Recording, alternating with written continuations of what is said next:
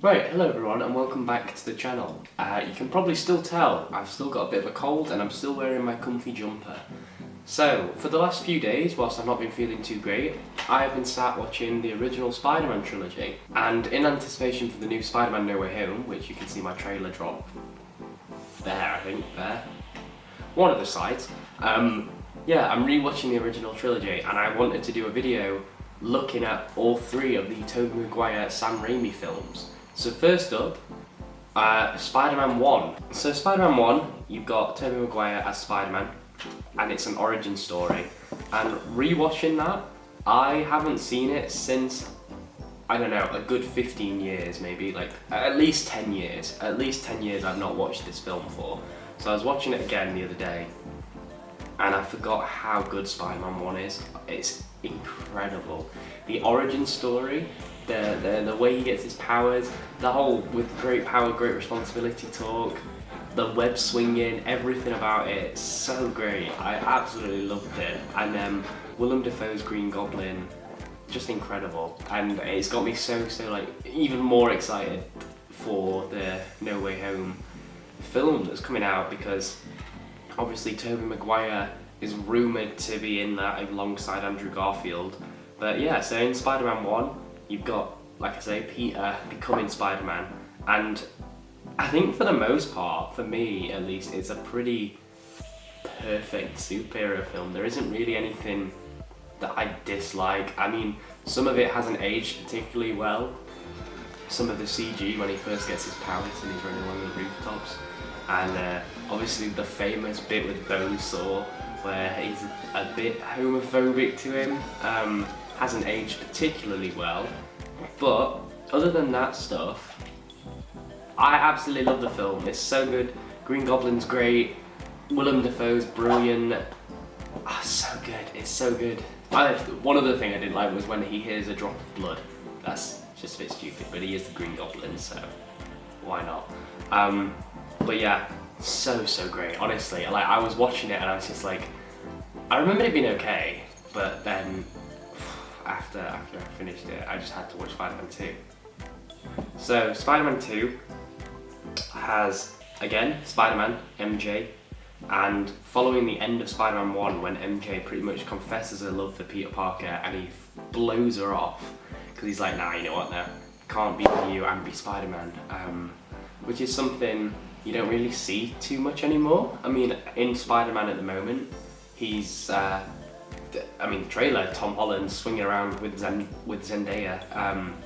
So it's interesting to see something like that. So in Spider-Man 2, we get Doc Ock, another great Spider-Man villain.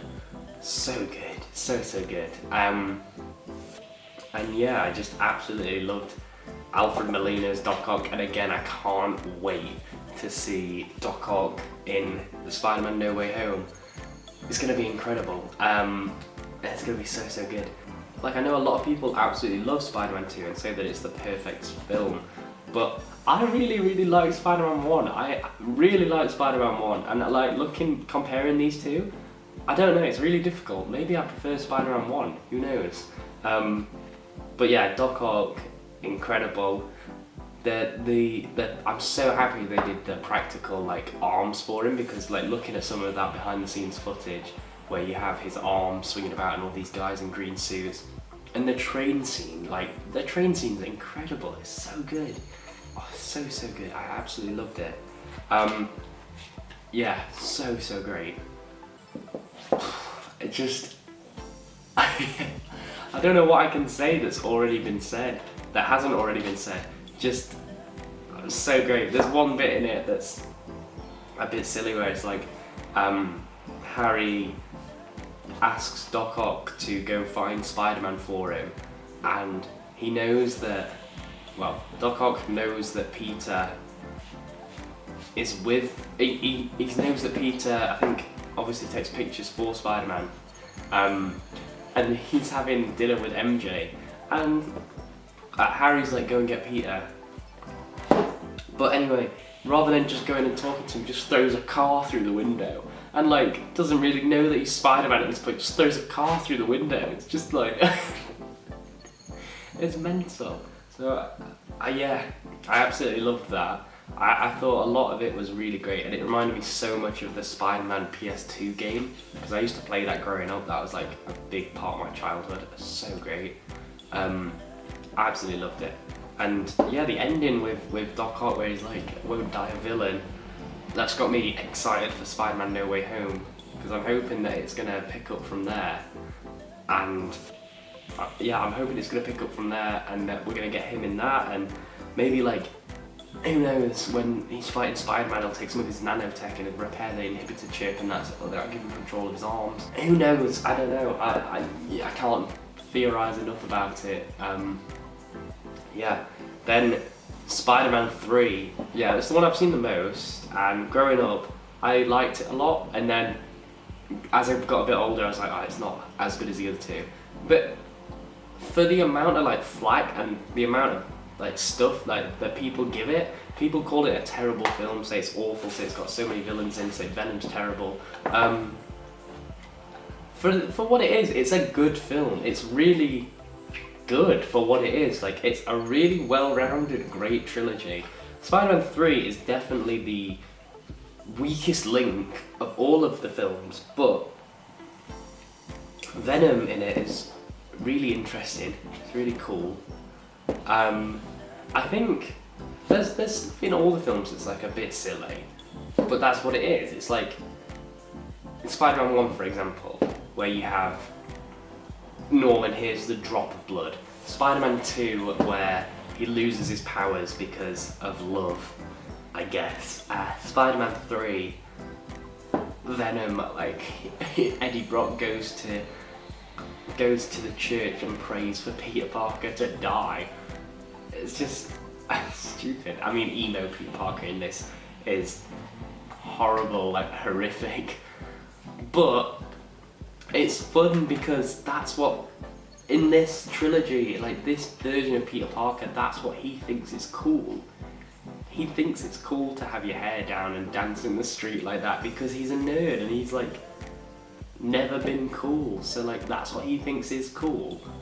So it's not just saying like, oh, it's being cringy. I got that much more retrospectively watching it, being like, okay, so this is what he thinks is cool. And also like there's such a beautiful like moments in this film where it's like that when the Sandman first is forming and he's trying to pick up the locket and it keeps going through his hand, and you have the beautiful like score over it the entire time, and he's just like it's so great, and you just see Peter Parker pushed to his limits, Venom taking over, and then he makes the right choice and gets rid of it. I'm hoping we see Venom in No Way Home, but I doubt we will. I think it'd be a lot. I mean, after Venom 2's post-credit scenes, there's a possibility, but I think with all the other villains at the moment, I don't know if we will. But I'm excited to see Sandman in it because, yeah, the resolution at the end where he kills Harry and, well, when Harry dies and then Sandman just kind of leaves, and the resolutions, it's one of those, it's like, it's a nice resolution, but at the same time it's so much more story can still happen.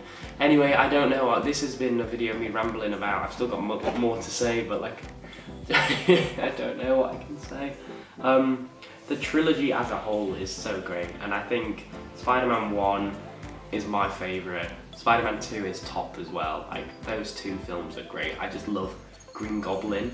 I really, really like Green Goblin. And I think the bit in Spider-Man 2 where he loses his powers because of love is a bit more detrimental than anything in Spider-Man 1 to me. I don't know. All these films have a very special place in my heart. So yeah, I absolutely love Spider-Man 1. I really enjoy Spider-Man 2. I like Spider-Man 3. That's the order that we're going to go with. Spider-Man 1, 2 and 3. So going into this, obviously I've got this. This is coming up in my most recent unboxing, which will hopefully come out on Wednesday when this video comes out on Monday. So this will come out on Monday, then my unboxing's coming out on Wednesday, and I got this. But I say, like, I remember like liking it a lot, but since that I've just like, don't know, I haven't watched it since originally really watching them, and I remember liking them. but I didn't remember them being as good as they were. So it's like, they're not as good as I think, they're way better, if that makes sense. But yeah, this has been a quick video talking about the trilogy of Spider-Man to hopefully get myself and some of you guys a bit more excited for Spider-Man No Way Home. I know I'm looking forward to it a lot more now after watching this trilogy, and maybe I'll watch the Amazing Spider-Man films and do a video like this on them, and possibly even the Tom Holland films, maybe the animated Spider-Verse, who knows. If that's something you want to see, let me know down in the comments below. If you enjoyed this video for whatever reason, please leave a like, consider subscribing, really helps me out, and check out some other videos on the channel. Like I say, I've got my unboxing coming out in 2 days, so go check out some of my other unboxings. Check out my trailer reaction for Spider-Man, and yeah, I will speak to you all later. See you later guys, bye.